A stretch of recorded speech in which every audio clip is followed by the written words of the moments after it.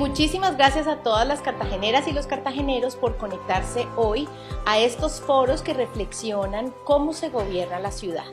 En el programa de modernización de la ciudad, Cartagena se moderniza. El día de hoy hablaremos sobre un tema que es clave para la ciudad de Cartagena, que es la movilidad sostenible. La pregunta de hoy es ¿cómo se gobierna la movilidad sostenible? Y para contestar esta pregunta y tener la conversación, tenemos con nosotros hoy a la doctora Cristina Carmeli, directora del Departamento de Movilidad de la ciudad de Génova, en Italia, al doctor Enrico Musso, que es senador de la República genovesa y además es experto de la Universidad de Génova en temas de movilidad sostenible. Tenemos con nosotros además a Luis Villadiego, el Secretario de Infraestructura, y a Ausberto Coneo, el Gerente de Espacio, Público y Movilidad de la ciudad de Cartagena. Listo, bueno, muy buenos días. Muchas gracias, Ana María. Muchas gracias a los participantes. Un gusto estar aquí en este espacio de conversación y reflexión sobre este tema tan importante como es la movilidad sostenible o sustentable. Y bueno, espero que sea un espacio de retroalimentación y de transferencia de conocimientos y experiencias. Okay. Muchas gracias. I start. So I will show you some charts in Italian, so maybe you can understand even without a translation for the other people. The most important, the first thing to say is that we start from the strategy, and then once we have a strategy, once we have a governance model, then there is the structure. So when you ask me how we are looking forward to seeing how we can organize our department, it depends, of course, on your governance, on the characteristics of your environment, on your objectives, and so on. The most important instrument we have in Genoa, in Liguria, in say the metropolitan town of Genoa, which is not only the center of Genoa but also the surrounding parts, province, let's say. So the Genoa metropolitana is Genoa and the surrounding parts, the province, let's say. And we have this urban plan of sustainable mobility that was written by Enrico Musso. Perhaps you know him. Perhaps he will join us in the second part of this meeting, because now he's in another meeting. So I won't talk about this plan. If he doesn't come, then I say something about this plan. But of course, all the things we do are coherent with this plan. This plan was, let's say, published in exactly 2 years ago. So it was July 2019. We couldn't imagine what would happen in 2020. A urban plan of sustainable mobility in Italy has to be rewritten every 2 years. But now with COVID and so on, we don't know what mobility will be in the future, tomorrow and the next year. In my opinion, everything will change significantly. So we don't have to imagine to come to what we were before COVID. We have to imagine a new mobility, a better mobility, I think, in my opinion. I was in meetings recently where people said, we want to be back 6 people for square meters, which is the standard of public transport, to have 6 people for one square meter. No, we now have to imagine a different mobility, a more flexible mobility, a more integrated mobility. And that is what in this plan it was envisaged before COVID and what has to be stressed now in the future.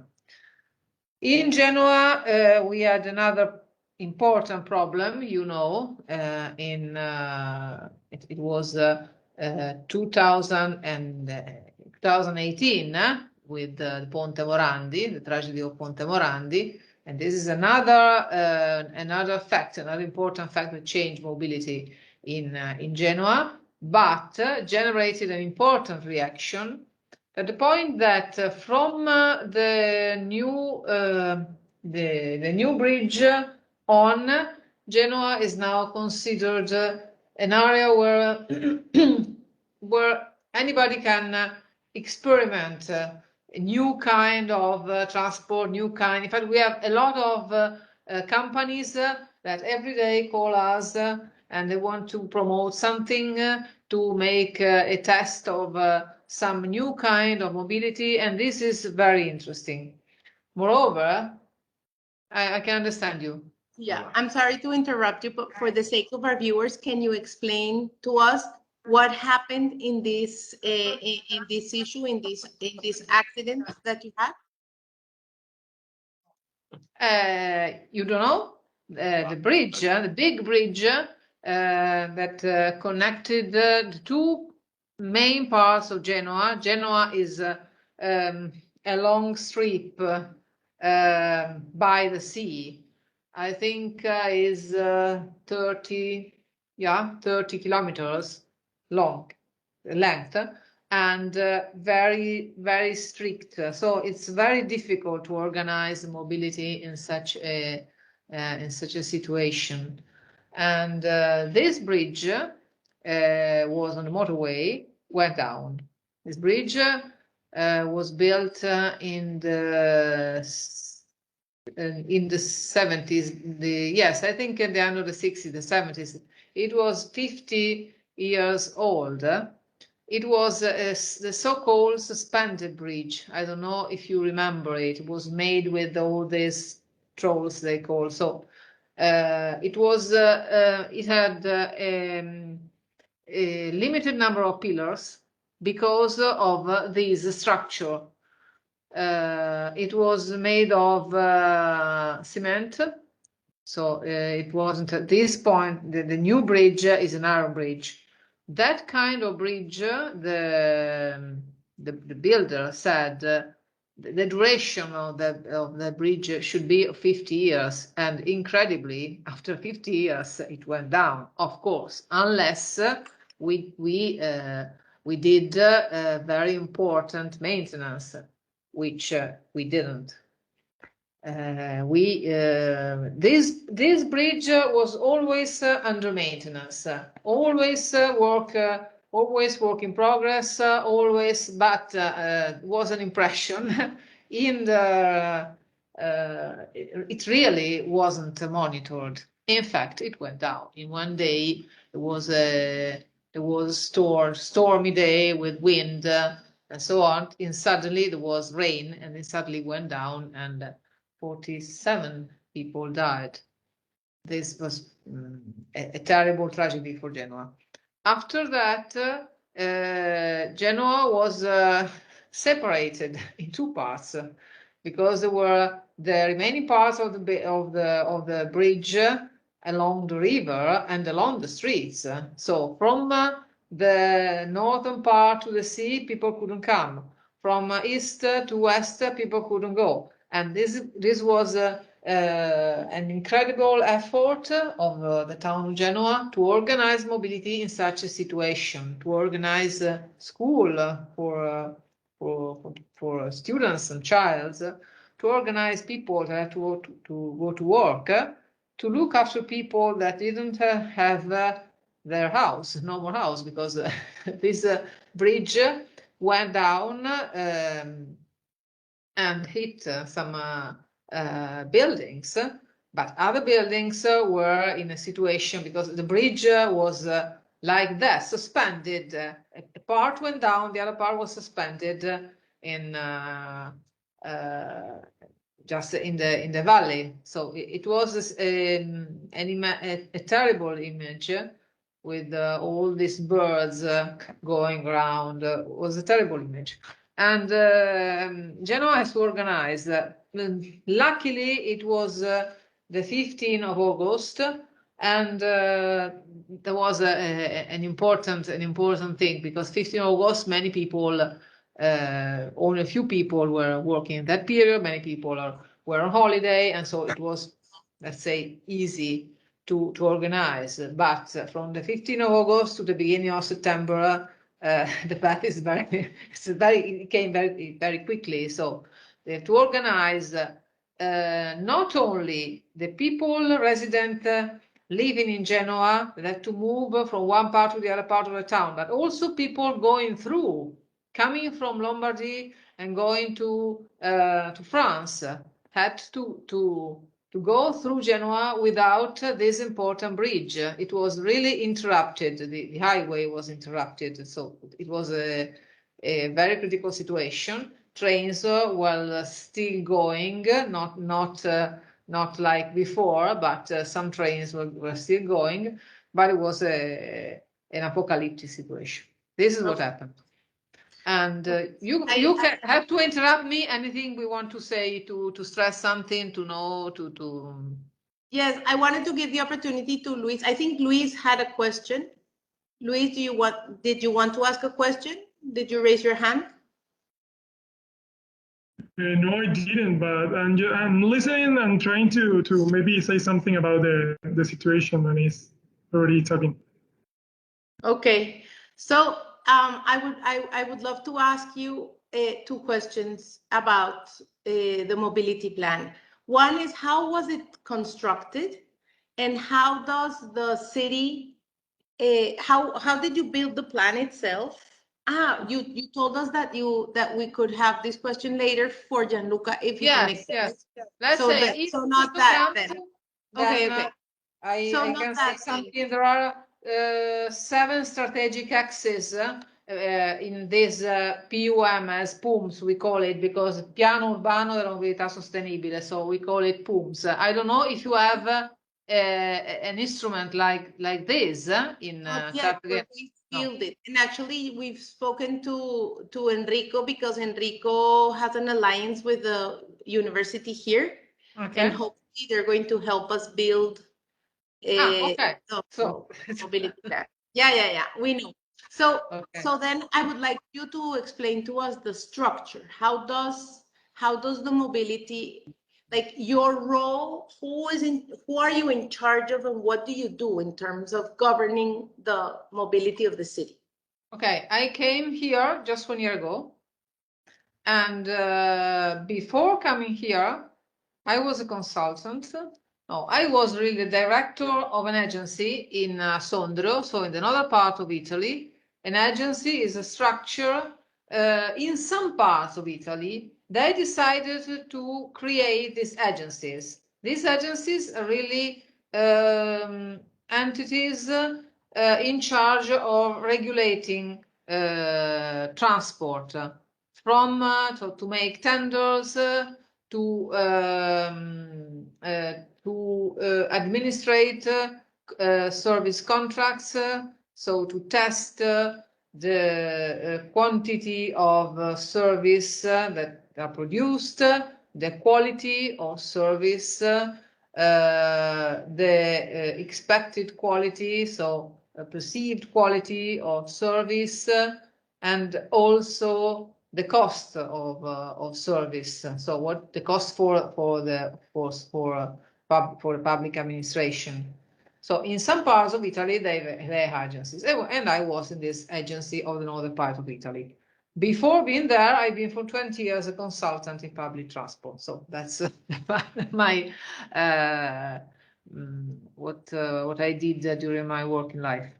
And coming here, it was in that moment there was an important transformation, because Genoa is now modifying the bone of public transportation. And I will show you what we are doing now. I will try to put some I think this one, yes. Okay. Here there is a synthesis of what we are doing. So initiatives for territory. And what we are now doing, perché non me lo cambia? No. Okay, this is what we are creating. We are called them assi di forza, so axis. We, as I told you, the Genoa is a long strip, 30 to 40 kilometers from Nervi to Voltri, Pra. It is very important to connect these parts to each other with a transport, a very qualified transport, reliable, frequent, effective, and also, let's say, with respect to with respect to the ambiente, let's say, not polluting, environment friendly. In fact, we are trying to organize this 4 axis, that is Ponente, the central part of Genoa, Val Bisagno, and Levante. These 4 axes. This was planned as filobus, so with a network on the top, but we are trying to, so full electric. Consider that now in Genoa we are dealing with the first electric buses. So Genoa is mainly made of diesel main of transport, but Genova have also, you can find in Genoa, I don't know if in Cartagena is the same, any kind of transport except for one, the tram. The tram disappeared 50 years ago, but now we have local public transport by boat, we have funiculars, we have train, also train cremaliera.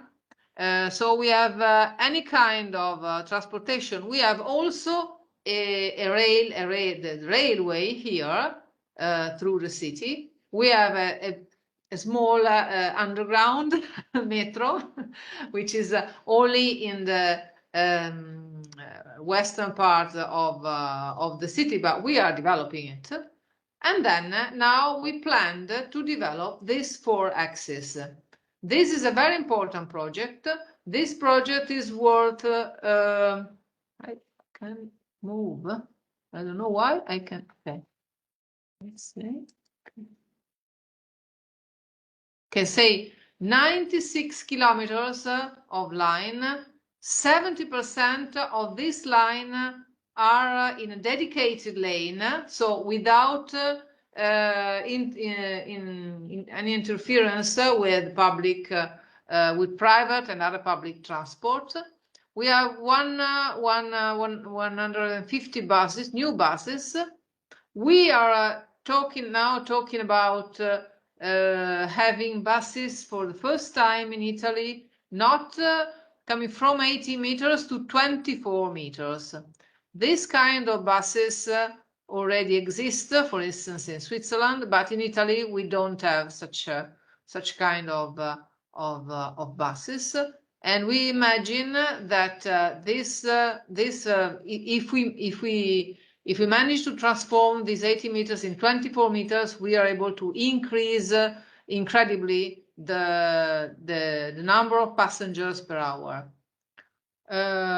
We are consider that about modal split, the modal split of AMT, that is local public company in Genoa, is quite high, 45%. But we imagine that with this kind of transport, new structures, we can increase at least 8%. And this because the most important thing of transport is to be, of course, reliable, but also to be frequent. So you need to have many trips, voyage solution, trip solution. You don't have to wait for a long time to have your bus. This is I remember one of my colleagues in Switzerland used to say, you know, that in Switzerland a lot of people use public transport. Many people don't even drive their private car, don't have any private car, because they move also when they go on holiday with public transport, and they have an incredible network. And he says that it is the offer that creates the demand, because if I say that I have one bus every 5 minutes to go to work, and then I have a bus even in the evening, even if I go home late, I have one bus. So with this kind of service, people naturally tend to abandon the private car and to use public transport. This is what we aim at with this initiative. In the past, we used to say, you have to close, there is, of course, there is congestion charge, you have to make life difficult for private drivers in order to convince people to use public transport. Now it's different. You have to create the voyage solution directly with public transport or with the so-called MaaS, mobility as a service. So a sort of also soft mobility, able to integrate this transport. So this is about these are the design of the lines. Here you can say the most important interchange points. That is what we have 3 important railway stations in Genoa. We have the San Pier d'Arena, then Principe and Brignole. And here, of course, we have the metro. And here, of course, we'll have this axis, this new way of, this is how we imagine, of course, to modify the streets in Genoa. And this is one by one, all the axes, but I don't want to lose time on this point. Allow me to ask you a question. And and I'm going to also ask Ausberto and Luis to also propose their own challenges so that you can react to them. And so what are the biggest challenges that you find, Luis and Ausberto, in governing the sustainable mobility of Cartagena? And then we can transfer that as a question to María Cristina. Luis, te la repito en español. ¿Cuáles son los retos más grandes que encuentras tú como gerente de espacio público y movilidad para el gobierno de la movilidad en Cartagena? Y esto, digamos, con la respuesta de Luis lo vamos a convertir en una pregunta para María Cristina, para ver cómo ellos en Italia resuelven este tema. Okay, thank you so much, Ana. Well, let me try in English, see how it's going. Well, at the beginning of this situation that we have in Cartagena is we have the clear necessity of improve our mobility system because we are still having informality on our transportation. We have right now a bus traffic transit system, but need some like some money or find a way to have this like balance and keep working perfectly, because right now it have like a big problem. But also, for example, we just try in the country and we analyze, we only have one metro just in Medellin. For example, we try to think another metro system in cities such as Bogota, that is the capital. It's been difficult to the capital to have a different way of transportation. They also bus transit systems such as Transcaribe, the one that we have here. The challenge is something very clear. We don't have in the country very too much experience trying to implement this system. We have like the way how to do it, but we don't have companies. We don't have like the investors that would like to create this project, to develop the project, to try to find investors from also all around the world that try to implement systems here in Colombia, and also trying to have this kind of new infrastructure. For example, if we just try to bring some metro or trams or another way to improve the mobility, that's like the main difficulty that we already have. That's difficult not only in Cartagena, it also happened in Barranquilla, also happened in different small cities as well. And that's like kind of the challenge that we have. How can we make our projects bankable, make our projects well designed in a detailed design of engineering, talking about it. And it's like the main challenge that we have. So you want to ask me how can you?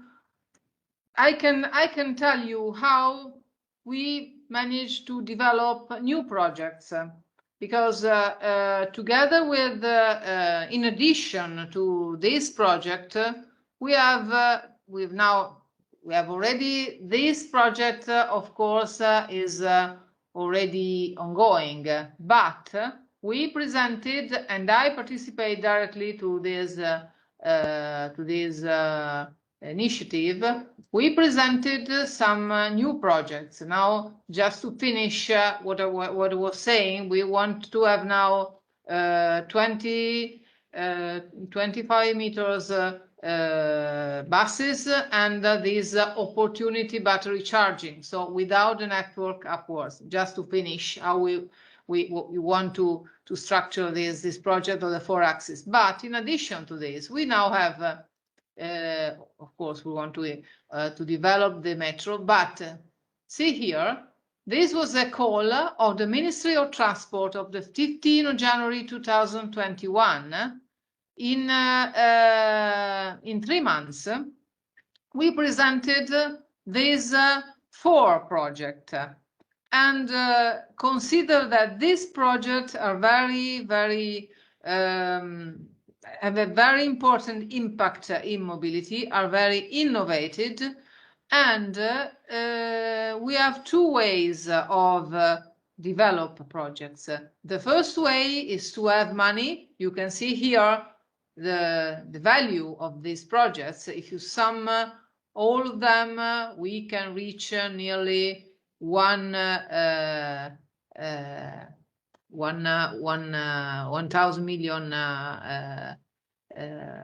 1 million euros, because we have here a people mover of Verzelli, a sky tram in Val Bisagno, a new station extension of the metro, and the fifth axe of local public transport. But here we have 2 ways of developing these projects. I was saying, having the whole sum from I said 1 million is 1,000 million euros. Okay. And having money from the Ministry of Transport, or organizing the so-called PPP. It is a private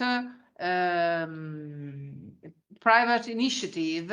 So in the case of the SkyTram, there is a private company that presented as a project, and they offered to finance half of the project in change of having a period in which they deal with this new this SkyTram.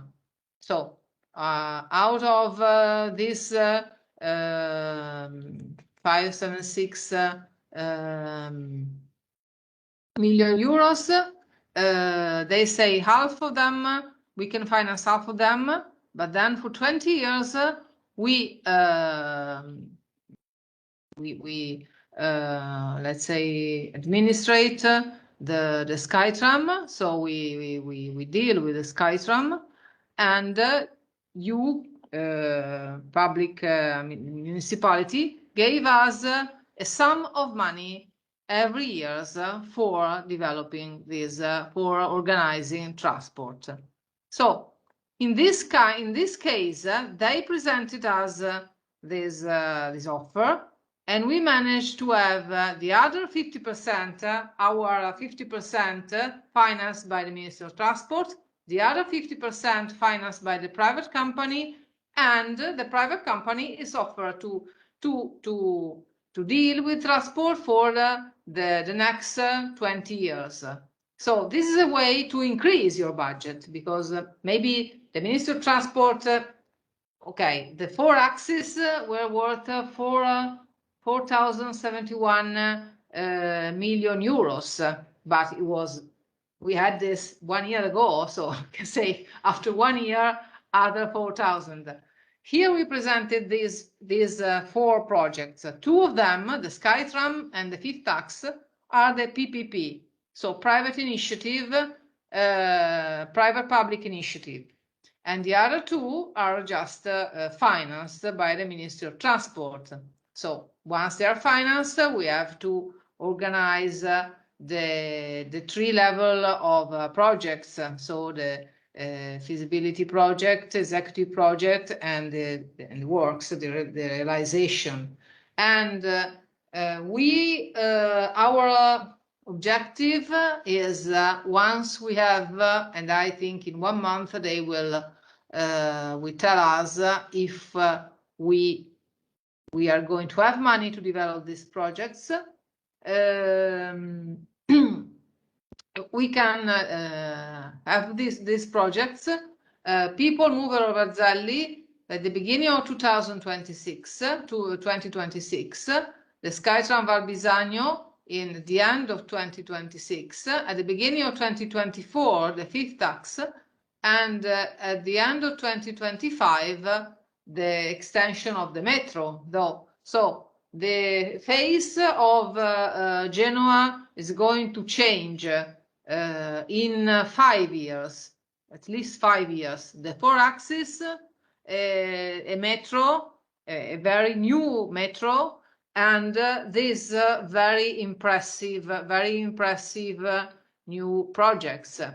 Here, this is very important because this is the connection. The People Mover is really a monorail that reach an altitude of 100, little than 100 meters, and reach the so-called hill, Erzelli Hill. Erzelli Hill will be an attraction point with university, with an hospital, so a very important attraction point. This point, without this people mover, this monorail, won't be really accessible with private, with along the road, because it is very it's not a wide road, so and the number of passengers per hour won't really, it's impossible to reach what we need in order to have a university, so students to go to the university. You may ask, but why did you decide to create a university on the hill, an hospital on the hill? You don't have a lot of space here in Genoa. I don't know in Cartagena. So that's why. But what's important of these structures is that this structure connects also the airport to the railway and then to the Erzelli. Consider that in Genoa we have an airport that is a city airport because it's 20 kilometers, 15 kilometers from the center of the town. But it is very badly connected because we don't have a frequent train service. We just have taxis, we have a flybus, but very rarely. So this is a 2 points to connect the airport to the rail, and to connect the rail and the airport to this Azzalli here, which will be a very important attraction point in Genoa. This is a structure that will be implemented with the contribution of the Ministry of Transport. Instead, well, you can see here and we did this first feasibility study was made in order to present the project to the Ministry of Transport. We had a very precise path. So we had to present tables. They were specified which table to present, which kind of what they wanted to know about the project, and of course the cost benefits analysis and an economic plan very precise. This is what they wanted, they needed in order to decide. And the other important is SkyTram. This is a PPP. In fact, we have this Alstom Meridian Itinera. This was a private group that made an offer in order to build this 6.5 kilometers with 8 stops. It is a very particular structure because it is a bit it's high on the road, so without any interference with the ordinary streets and traffic, because it is just a bit higher than it, and it is in Val Bisagno. They think and the plan is to reach from the northern part of Genoa the Foce, so say the sea, so to reach the sea, from mountain to the sea. This is a very important operation, and if we manage to do that, will be also an attraction for Genoa. This is made with a so-called PPP. I don't know if you have such an instrument in Colombia. Yes. Yes, we do. It's not been used as much as we would want it to be used. But we're exploring ways in which we can get new actors into the PPI structures. Yes, definitely. I wanted to say 2 things.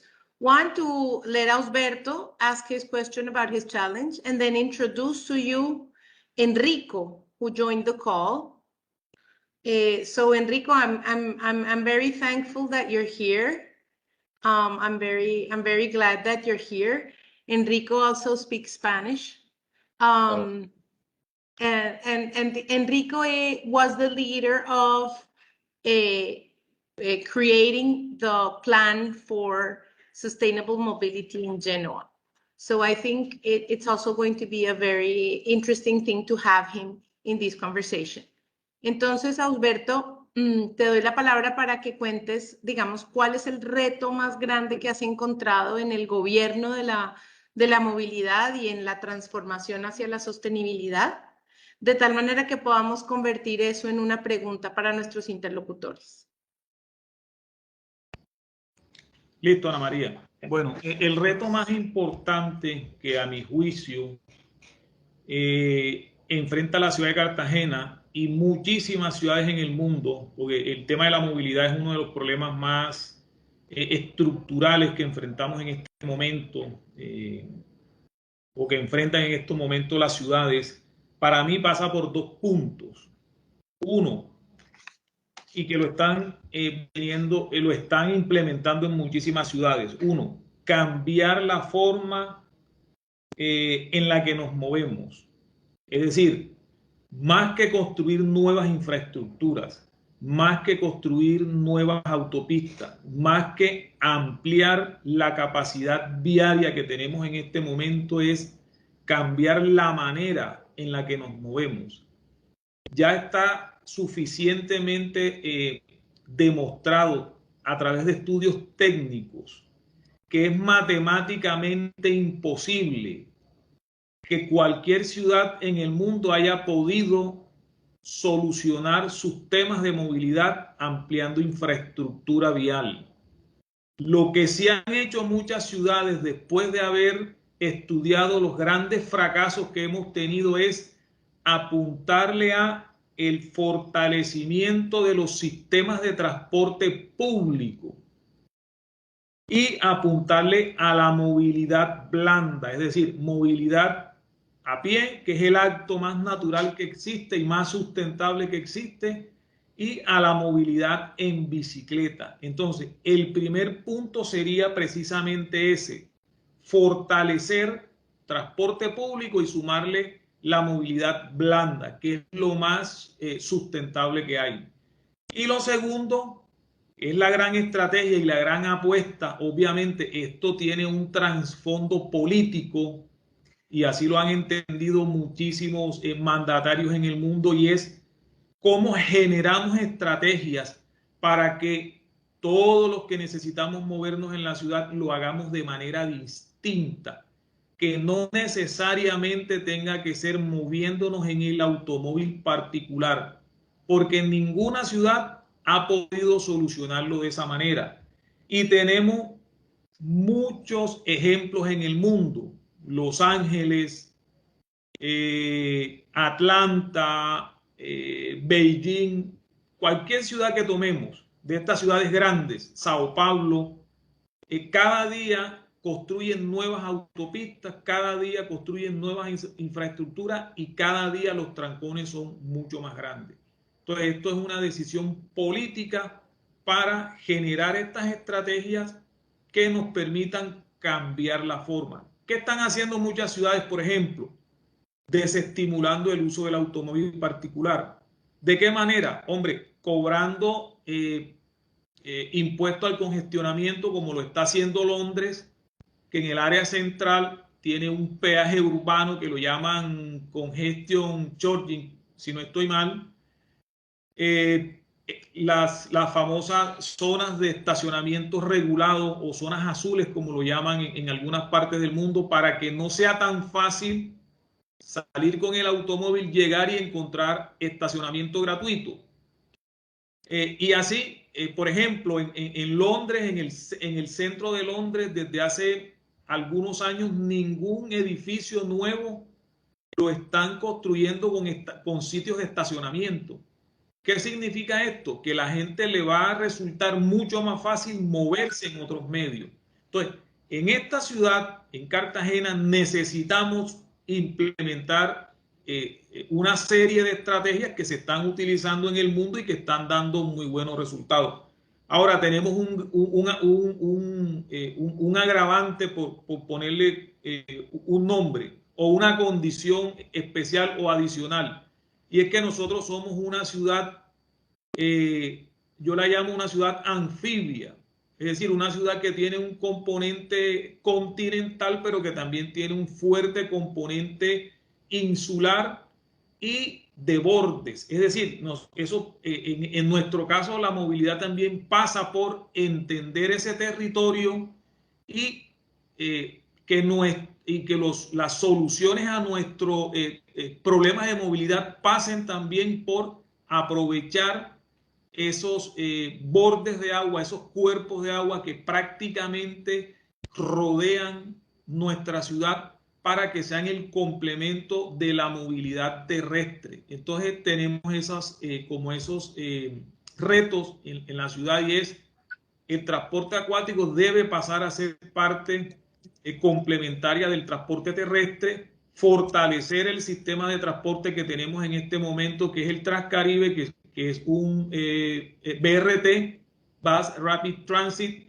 y estamos ahora mismo trabajando en el sistema distrital de cicloinfraestructura como complemento a este sistema de transporte público, pero además de eso debemos generar andenes o aceras, como los llaman en otras ciudades, lo suficientemente cómodas y sin barreras arquitectónicas para que todo el que quiera caminar lo pueda hacer de manera cómoda. Estos serían los grandes retos que tenemos nosotros para que la movilidad en esta ciudad realmente sea una movilidad que le apunte a la sustentabilidad. Ausberto, permíteme preguntarte una cosa. Acuérdate que estamos reflexionando el gobierno, es decir, una cosa es que existan unos temas claves en los que queremos avanzar, pero una cosa distinta también es encontrar las debilidades de gobernanza que tenemos en la ciudad. ¿Cuáles son las debilidades de gobernanza que existen en Cartagena que quisiéramos que Enrico y que María Cristina nos ayudaran a entender cómo resuelven en Génova? Debilidades de gobierno, o sea, ¿qué herramientas que no hay para poder gobernar? Una debilidad que tenemos es que en la ciudad no existe, por ejemplo, una Secretaría de Movilidad. Es decir, un ente del distrito lo suficientemente robusto y con el personal capacitado y entrenado para empezar a planificar este tema. Segundo, como no existe esta oficina o esta secretaría, no tenemos ningún tipo de medición en ese sentido. Es decir, no hay estadísticas sobre esos temas, o por lo menos actualizadas y en tiempo real. Entonces, necesitamos una secretaría que se encargue de esos temas, que sea lo suficientemente robusta con el presupuesto y personal para que se encargue de monitorear lo que está pasando en tiempo real, tener cifras que nos permitan entonces tomar decisiones adecuadas y empezar a planear cómo queremos movernos y que a partir de allí se empiecen a definir estas estrategias de cómo desestimular por un lado el uso del automóvil y por el otro lado fomentar y volver sostenible el sistema de transporte público, que es una de las grandes debilidades que tenemos ahora mismo. Un sistema de transporte público que es inviable precisamente porque no existe detrás un ente que se encargue de tomar las decisiones adecuadas. Insisto que en este momento estamos en una situación, digamos que ideal, porque también estamos, digamos que reformulando nuestro ordenamiento territorial, que ya desde hace algunos años se debió actualizar. En este momento estamos en ese proceso. Un tema importante cuando hablamos de movilidad, y es una de las grandes debilidades que nosotros tenemos, es que necesitamos ordenar el crecimiento de la ciudad en torno a los corredores de transporte público para que entonces sí este sistema se vuelva sostenible en el tiempo. Entonces, esa oficina, llámese secretaría o cualquier otro nombre, es quien debe estar a cargo de ese tipo de temas, planificar la manera en que nos queremos mover y de la mano con la Secretaría de Planeación, entonces hacer un híbrido entre el modelo de ocupación del territorio y lo que sería el sistema de transporte multimodal que la ciudad necesita. Entonces, eso es una gran debilidad que tenemos en este momento. Oficinas sectorizadas que cada una estamos haciendo un pedacito por nuestro lado hasta donde podemos. Pero el problema de la movilidad sabemos que es tan grande que no se puede manejar de esa manera. Bueno, quisiera entonces darle la palabra a Enrico. Creo que una de las respuestas es sin duda la formulación de un plan de movilidad sostenible, que es su área de experticia, ya que lideró el tema en Génova. Entonces, Enrico, tú puedes, como quieras, si quieres hablar en inglés o en español, como tú quieras. Lo que quiero también saber es si María Cristina ha entendido la respuesta de Ausberto. Creo que sí, porque habló muy despacio y el italiano y el español tienen eso, que nos entendemos.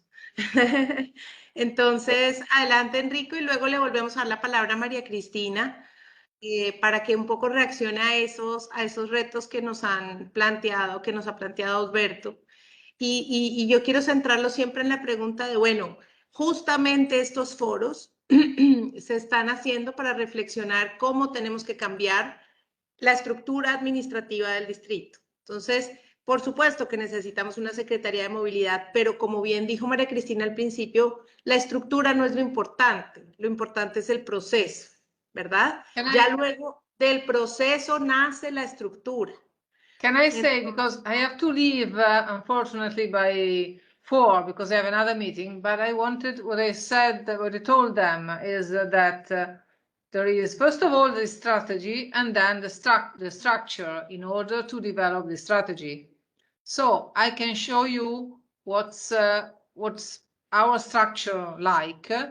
Okay. It was modified in order to meet the challenges we are dealing with.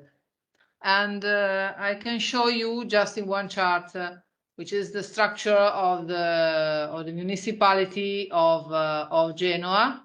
This is the macro structure, how it changed, because, okay, this is when I came, this was the structure. So it's really difficult also to understand it, but can you see it is too small? It's a small, yes. How can I increase? I don't know.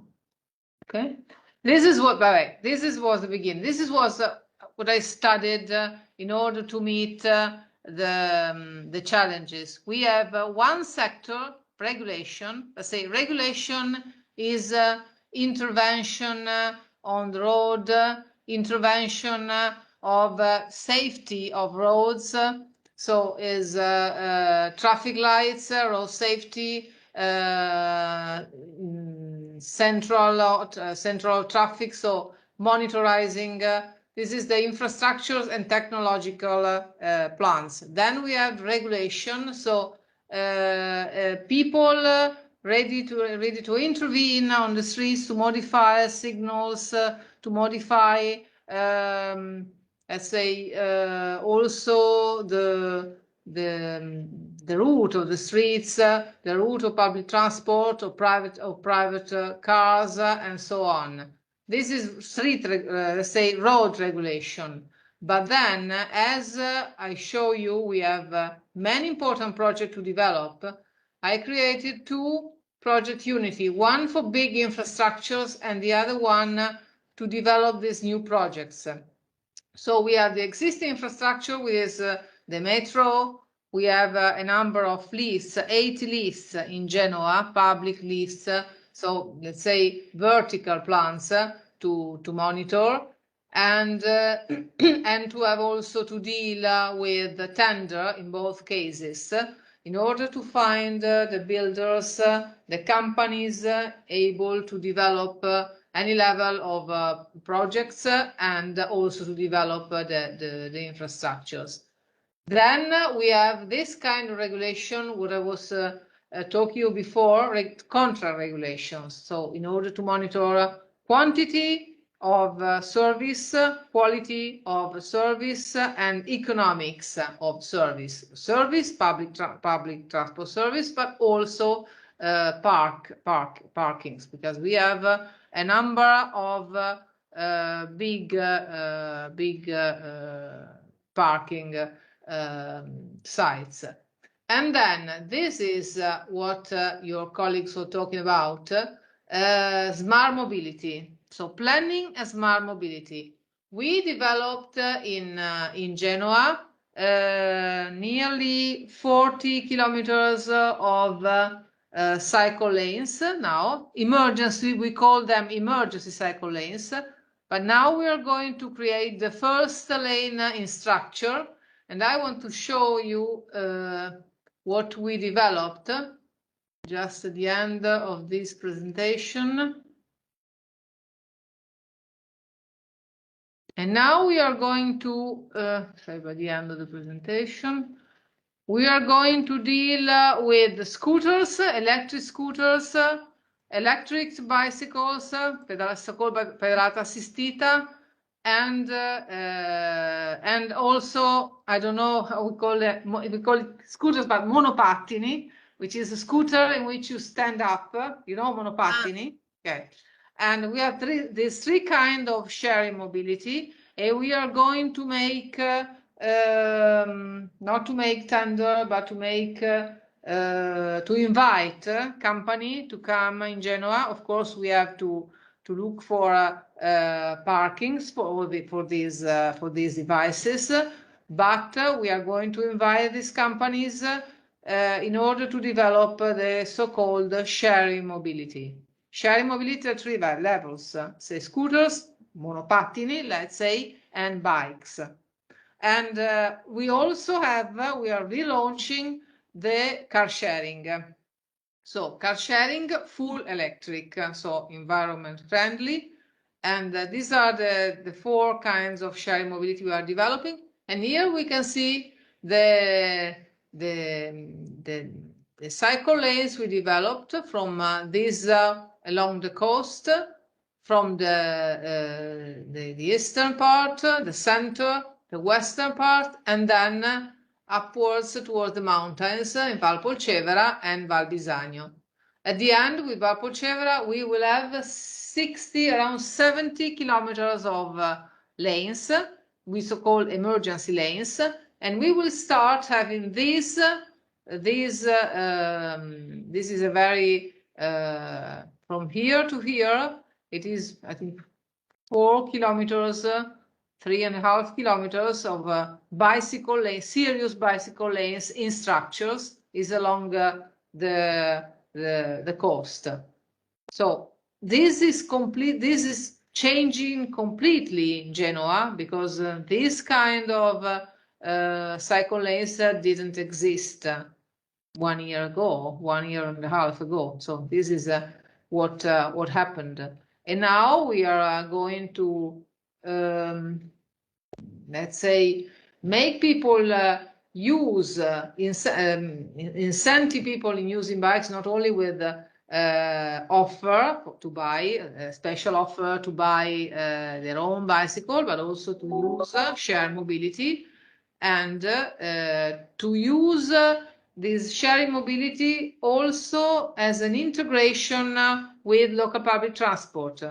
For instance, another important point which I think Enrico Musso will deal with is the interchange parkings. Once one private car owner comes in Genoa, can leave his car ideally in an interchange parking, and then decide to use public transport, to take a car sharing, also to take a bike, or maybe he's coming with a bike inside his car, and then to use the bike and to move is really a new kind of mobility, the so-called mobility as a service.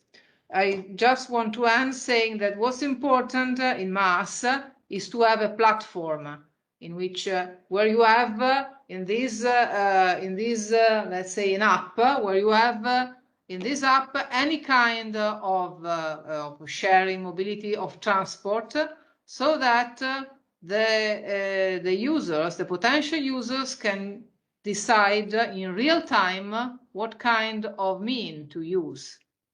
So sometimes ago, 1 year ago, 2 years ago, the only solution was to use the car, to get into the city with the car, to go into a very expensive parking in the center of the town. In the future will be possible, but not only possible, also convenient to leave the car at outside the town, and to get into the town using a very effective public transport, but also a mean of transport, a personal mean of transport, a shared kind of transport. This is where we want to move. Well, that is great, Maria Cristina. I know you have to leave, so thank you very much for being with us in this conversation and joining us. And I think your insight has been very useful for the city. If you want, we can organize a more structured exchange moment, let's say, also maybe half a day, or we can do that, I think, also with Enrico, because we have so many things to deal with. We can't really do that in 1 hour. Yes, definitely. This is just an exploratory conversation. And yes, we would probably like to do that, right, Luis and Ausberto? Que si podemos coordinar un evento un poco más largo, en donde pudieran hacer un intercambio un poco más profundo, seguramente, digamos, la ciudad de Génova está interesada en que lo hagamos. So thank you very much, María Cristina. Thank you. Bye. Bye. Enrico, so your turn. Hasta luego, muchas gracias. Enrico, tú sí, pues creo que vas a poder hablar en español, ¿verdad? No sé, yo hablo español solo cuando estoy en Colombia, si no lo olvido. No, puedo tratar de hablar español un poco si Gianluca me ayuda con algunas palabras, pero bueno, no he entendido no he escuchado la exposición de María Cristina. Si ya está, ya ha hablado del plan de la movilidad sostenible en Génova, no. Justamente a propósito, porque sabía que tú te ibas a integrar a la llamada, no hemos hablado del plan de movilidad y me parece que es un tema clave. Entonces, sí. Cuéntanos cómo se hizo el plan de movilidad, digamos, y cómo afecta la manera como se gobierna el tema de movilidad en la ciudad. Creo que es como el centro de la pregunta. Sí, un poco sí. Y me parece que las preguntas que lleva Ausberto fueron muy interesantes para contar cómo el plan de la movilidad sostenible de Génova es es un plan que como saben, es una obligación para las ciudades europeas desde la directiva de 2014 de la Unión Europea, por la cual las ciudades las más importantes de los países de la Unión Europea tienen que hacer este plan urbano de la movilidad sostenible. En inglés se llama Sustainable Urban Mobility Plan. And maybe it's better if I switch to English, if you don't mind, because my español is, my Spanish is possibly running a little bit, as you know, so the biggest Italian cities, the biggest European cities had to develop this Sustainable Urban Mobility Plan according to the European directive. And, the Italian law followed the European law with some delay, and the Italian law adopting this framework, this legal framework is only of 2017. But immediately, the city of Genoa started to develop its own Sustainable Urban Mobility Plan, and we worked at it as the University of Genoa, from where I am talking to you now. And we developed it from 2017 to 1 year later, 2018. And then it got 1 more year to get approved by the Metropolitan City of Genoa. Okay, so it is officially approved since 2019, okay? So now every 2 years it has to be upgraded, and we are going to upgrade it over the next months from now. But so far, I would like to tell you some key points, some pillars of the urban mobility plan, because some of these pillars are actually, let me say, kind of answers to the questions and to the points that have been raised by Ausberto in his talk. For example, the first pillar of this plan is a strong investment on public transportation, which is one of the points that has been raised by Ausberto, and is actually one of the keys to urban sustainable mobility in the big cities. So we can no longer move on and keep on moving on private car as it used to be over the last decades.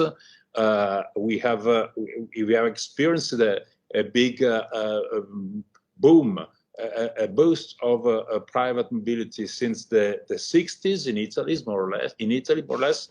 And nowadays we have experienced a long period of traffic congestions in all major cities.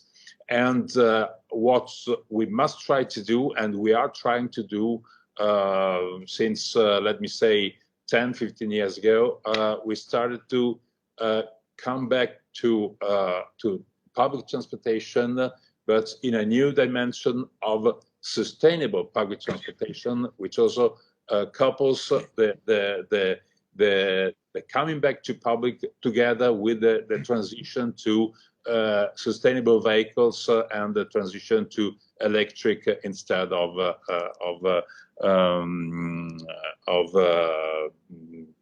gasoline motors. So now the point is that the first pillar is exactly a reshaping, let me say, a reshaping of the Genoese public transportation system on a system of, let me say, main corridors, main directions on which we have developed, or we are going to develop, we got the funding for developing a kind of what you have in many Colombian cities, which is what we call the Transmillennium or other bus lanes, but obviously to be operated through electric vehicles, which will be either 18 meters or 24 meters vehicles. So a high capacity line, which is going to form the main structure of the city public transportation. And starting from this, we have two kind of interface or interchange. One with other public networks and lines that are actually feedering the main lines, starting from the hills or the suburbs or other areas of the cities, and the other interface or interchange is with public traffic. With the private transportation, movilidad particular, in the sense that what we try to do is not just to as we say, discourage private transport in all their forms, but try to make it complementary to public transport through parkings, so interchange parkings, through integrated price system, park plus ride, etc., and through the what we have called the mobility, what is called the mobility as a service system, which allows to get information and booking and buying, and finally using an integrated transport.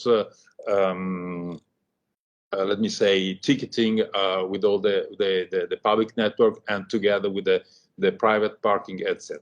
So the first pillar is a new force, a new investment, a new energy, and also electric energy, actually, to the public transportation system. And the second pillar is the integration between public transportation and the private mobility. And the third pillar is, once again, something that you have mentioned in your intervention, is what you call the movilidad blanda. That is, well, we call it mobilità dolce, soft mobility, which is mainly bikes or scooters, small electric vehicles, or also walking, because walking is also a part of what we call, I don't know if you have the same meaning. When you say movilidad blanda, you also mean people walking or just biking? No, also walking. Okay, walking. So okay, and this issue is something that involves also a reshaping of urban uses, of land uses. So we have to keep origins and destinations much closer than they used to be in the traditional industrial city. So try to reshape the areas of the city in such a way that the housing and officinas and the places where people go to work or go to university or school, etc., are much more closer to each other than they used to be. So try to reduce the distances and try to switch to soft mobility vehicles such as bikes or scooters, or even switch back to walking as the best form of sweet mobility and of soft mobility. And finally, the last of the pillars, so we said the public transportation, the integration private-public through mobility as a service system, interchange parkings, etc. The transition to electric mobility, then the soft mobility, and finally we have an important issue in Genoa, which is like Cartagena is an important port. So we have a strong issue in freight mobility. So we have a large amount of freights transportation to and from the port. And besides that, we also have an issue in freight mobility due to the or related to the urban logistics that are actually increasing very dramatically as a consequence of the boom of the e-commerce. So we have a lot of deliveries that have to be managed in a road network which is very fragile, with very small, very narrow streets that are more and more frequently used and occupied by large trucks or vans that are actually delivering something for Amazon or other express couriers, etc. So we have to manage this issue, which is quite new compared to the past, because we had not this same model of freight mobility until 10 years ago. So this is very new, and we have to cope this together with a large amount of flows of freight mobility coming in the city, because they are going to some port terminals in order to be embarked to some overseas destination. So the last pillar is actually a specific management of freight mobility on with some specific solution that if you want we can see a little more in depth. But the point is that I think that there are significant differences in the governance of the mobility issues in our cities. If I have understood well, but I ask you confirmation, because so you don't have, when you say a Secretaria de Movilidad, you mean a department, an office dedicated specifically to mobility issues. This is what you meant. So you don't have this. So you don't have it. The way it works now is there's an agency that's responsible for the mass transit. Mm-hmm. And then there's not at the level of the secretaries of the mayor, but a lower level, there's a management of public space and mobility. So the same person, and that is Ausberto, the same person handles both things. Mm-hmm. And so there's no real structure to make the decisions. And then there's also the regulatory side and the transit system that is regulated by the DATT, which are basically the police, the ones that have to do with regulation, with parking spaces, with that. So it's completely disaggregated, as Ausberto said. And one of the things that we're thinking in the modernization process is fairly to put them together into a process, right? Which is the challenge.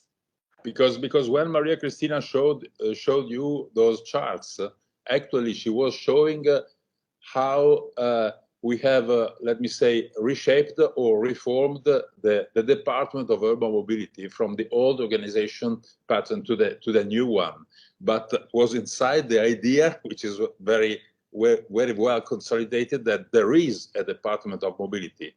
And this is not the case in Cartagena, if I understand well. So the first point is, I completely agree with you, is to create a department or a place where these processes are fully controlled towards the strategic goals that have been set by the city. This is, in my opinion, very important. And even in Genoa, where we have a Department of Mobility, even so, we have some specific issues that for some historical or traditional reasons are operated by someone else. For example, the urban police, which is a key point in enforcing all the strategies and all the policies that are being developed on the transportation system.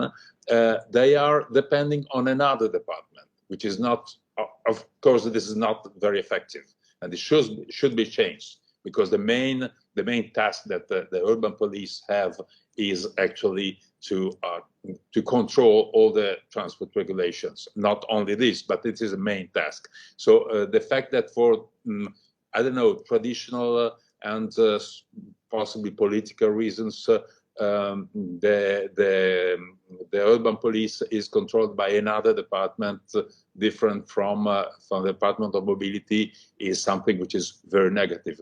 I cannot even imagine how negative it can be if all the issues related to urban mobility are managed by different subjects, and maybe they don't speak to each other very often or very well or very properly, or they don't understand each other.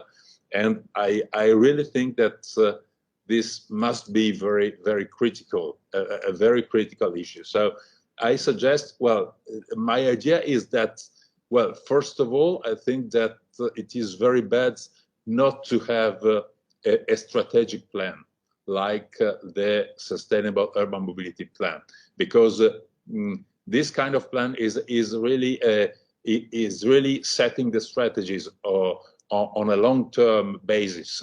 It's not just traffic regulation or traffic lights or parkings or so. So I think that to set up strategies on a long-term basis and to do this in a real urban sustainable mobility plan is a key point. And another key point that should be, let me say, the first point of the urban mobility plan, of your urban mobility plan, should be to set up a Department of Mobility which is in charge, which is responsible for developing and controlling all these strategies that are being set in the plan. I think these two issues should be solved previously. I mean, to any other issue in the. Then I've noted some other issues that are very interesting. For example, the maritime transport in Cartagena, because in Genoa also we are a city on the sea, but the real difference. I've been a lot of time in Cartagena. I know it quite well, well enough to say that the big difference is that in Genoa the coast is just a line, and if you go with a boat, you can do this, but you don't save so much distance compared to the land path. Okay, which is instead it is the case in Cartagena. You can save a lot of distance, and the maritime transport becomes much more convenient, much more interesting than the land one, especially if the land network is completely congested, like it's the case in many areas of your cities. So I think that the only advantage that we can have here in Genoa is if the lands roads or railroads are completely congested, then you take advantage from the sailing, from the boats. But in the case of Cartagena, you also have the big advantage of a substantial saving in the overall distance that has to be covered in your trip. And this should be exploited more and more, I think. I don't think that there is enough, well, I hope that you can do enough on this issue, because I think it's very important for your mobility strategies in the city. Yes. Also Thank for you touristic reasons, by the way. So thank you very much, Enrico, for your insight, because I think it is very, very valuable. And I'm going to let Luis Villadiego, he has some final remarks. And again, this conversation is just starting, right? Because once we get the approval from the local council to perform the modernization. So the way the process works is that we have to do a big diagnosis of the situation and just tell them and prove to them that we need to change the structure of the city. And if they approve it, and that's hopefully going to happen between the last week of June and the beginning of July, if that actually happens, then we have a couple, like 3 months to propose the new structure. So hopefully this is the first of a few conversations that we could have. Maybe the next one can be more technical about the process and everything, on how you can help us really design this place better. But I want to allow Luis to do some final remarks. Go ahead, Luis. Okay, thank you so much, Ana. I agree with all this kind of information that we are sharing here in this meeting. And I agree specifically with the point of the necessities that we have in Cartagena about the mobility system and all the challenge that we have. But I think that the situation in our city, because of our geography, is like a bit more complex, because, well, we are surrounded by 3 water bodies, such as the swamps and the Caribbean Sea and the bay from the 3 sides and the city. And also we have to fight with the situation of the not only the mobility on the land, also on the water, and trying to connect the city with the island system that we have, and try to integrate all of this kind of transportation. We have clear lack of experience also for trying to develop public and private partnerships, and also this what we want to attract from other countries that also that already have this experience. We have clear necessities. We have clear potential projects that we can develop, we can construct, but we need experience from countries such as Italia and the other countries of Europe that has already this kind of infrastructure with a lot of years already working. And this is like the main purpose that we need to bring this experience to the country, to bring this experience also to Cartagena specifically. Well, this is like the points that we also want to share here. Not only make the proper office is one of the objectives that we have. Also create the plans and also develop the projects. It's like 3 important points that we have to develop here in Cartagena.